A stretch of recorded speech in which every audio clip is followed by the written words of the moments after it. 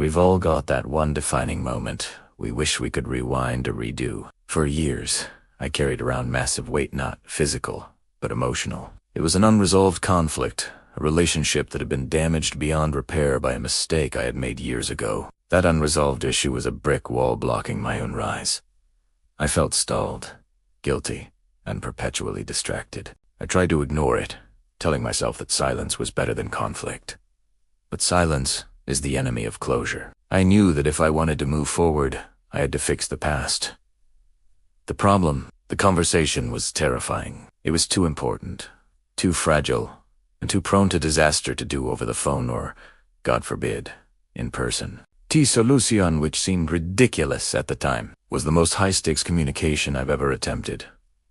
A single, perfectly crafted text message. That one text didn't just mend a relationship. It fundamentally changed how I approach fear and conflict. The fear was enormous. Sending the wrong message being misinterpreted, opening old wounds, or simply being ignored felt like a high probability. But I had reached a breaking point where the pain of the unresolved issue was greater than the fear of rejection. So, I approached it like a strategic operation. The text couldn't be long, emotional, or demanding. It had to be three things: atomic, accountable, and actionable. I spent 3 days drafting and redrafting, not focusing on how I felt, but on how the recipient would feel. I stripped out every excuse and every defensive word. I wasn't trying to win an argument. I was trying to open a door that had been sealed shut. I was committing to a moment of high vulnerability, knowing the reward was freedom. Here is the 3-part template I finally landed on. You can use this for any high-stakes text, whether it's reaching out to an impossible client,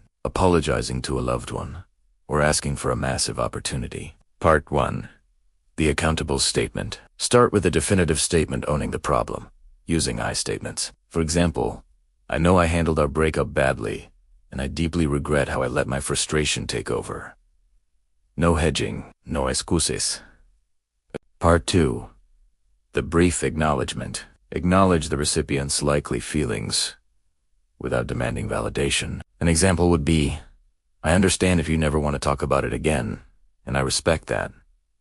This removes the pressure on them. Part 3. The low-stakes ask.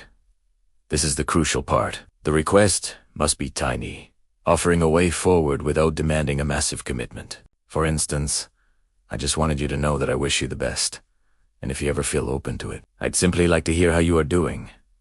I took a deep breath, reread my final draft, which was barely 4 sentences long, and hit send. My hands were shaking. I immediately put my phone down, knowing I had just launched the highest-risk message of my life. The response came 20 minutes later. The recipient didn't send a long, emotional reply. They sent a short, gracious, 5-word response. That response wasn't a full reconciliation, but it was an opening. It was the moment the tension broke. It was the acknowledgement that my vulnerable ownership had been received.